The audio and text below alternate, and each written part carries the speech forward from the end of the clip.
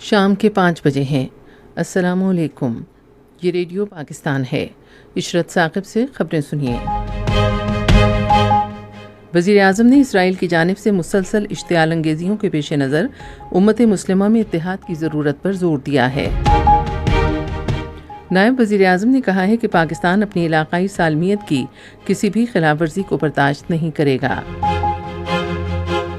صدر نے عالمی کمپنیوں کو بجلی سے چلنے والی نئی گاڑیوں کے لیے پاکستان کی پالیسی حمایت کا یقین دلایا ہے۔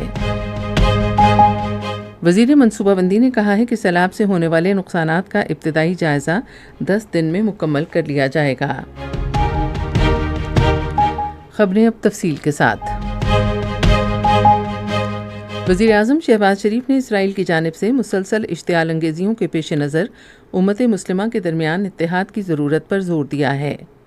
دوحہ میں عرب اسلامی ہنگامی سربراہ اجلاس کے موقع پر قطر کے امیر شیخ تمیم بن حمد الثانی سے ملاقات کے دوران انہوں نے پاکستان کی جانب سے دوحہ میں ایک رہائشی علاقے پر اسرائیلی حملے کی ایک بار پھر شدید مذمت کی۔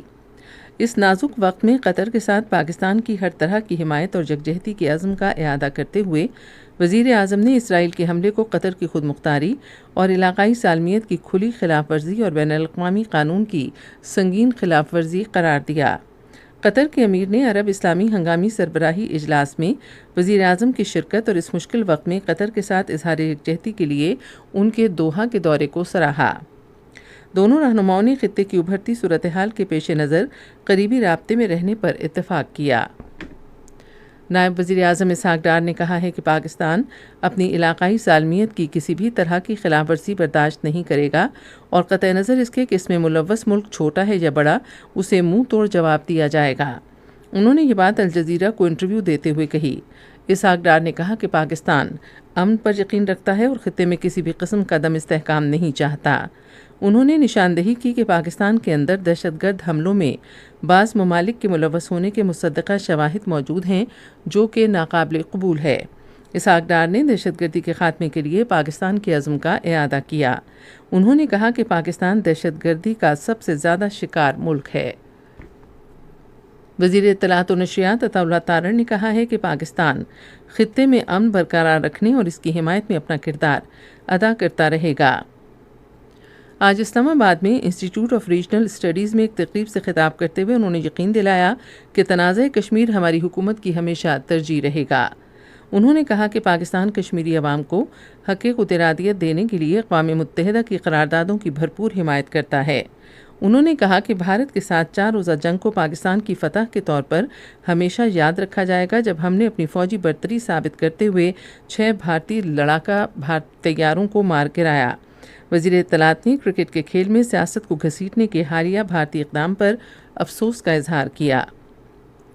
صدر آصف علی زرداری نے نئی برقی گاڑیوں، بسوں اور اسپیئر پارٹس کی مقامی سطح پر تیاری کے لیے عالمی کمپنیوں کو حکومت کی جانب سے ہر ممکن تعاون کی یقین دہانی کرائی ہے۔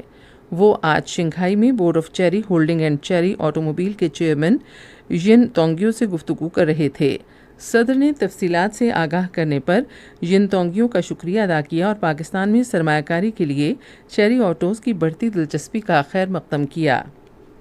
انہوں نے برقی بسوں، چھوٹے ٹرکوں، ماحول دوست توانائی کے منصوبوں اور چارجنگ سٹیشنز کے قیام کے لیے مشترکہ منصوبے شروع کرنے کے لیے چیری کی حوصلہ افزائی کی۔ ین تونگیو نے صدر اور ان کے وفد کو چیری آٹوز کے دنیا بھر میں پھیلے آپریشنز، جدید ٹیکنالوجی کے لیے اس کے عزم اور بین الاقوامی مارکیٹس میں اس کی کامیابیوں کے بارے میں بتایا۔ وزیر منصوبہ بندی احسن اقبال نے کہا ہے کہ سیلاب سے ہونے والے نقصانات کا تخمینہ لگانے کا ابتدائی کام 10 روز کے اندر مکمل کر لیا جائے گا۔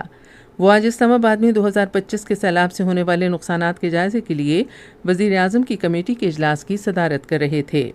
وفاقی وزیر نے کہا کہ نقصانات کا تخمینہ لگانے کا کام صوبائی حکومتوں کے اشتراک سے کیا جائے گا۔ انہوں نے میڈیا پر سیلاب کے نقصانات کے حوالے سے مفروضے قائم کرنے سے گریز کرنے پر زور دیتے ہوئے کہا کہ درست اور شفاف اعداد و شمار جلد دستیاب ہوں گے۔ انہوں نے کہا کہ سیلاب سے متاثرہ علاقوں میں بحالی کا کام جاری ہے اور صوبائی ادارے مل کر امدادی کارروائیاں کر رہے ہیں۔ T20 ایشیا کپ کا نواں میچ آج ابوظبی میں بنگلہ دیش اور افغانستان کے درمیان کھیلا جائے گا۔ میچ شام 7:30 بجے شروع ہوگا۔ اس کے ساتھ ہی اب تک کی خبریں ختم ہوئیں۔ مزید خبروں اور تجزیوں کے لیے ہماری ویب سائٹ ہے radio.gov.pk اور آپ فیس بک کے link radio Pakistan news officials پر براہ راست ویڈیو سٹریمنگ بھی ملاحظہ کر سکتے ہیں۔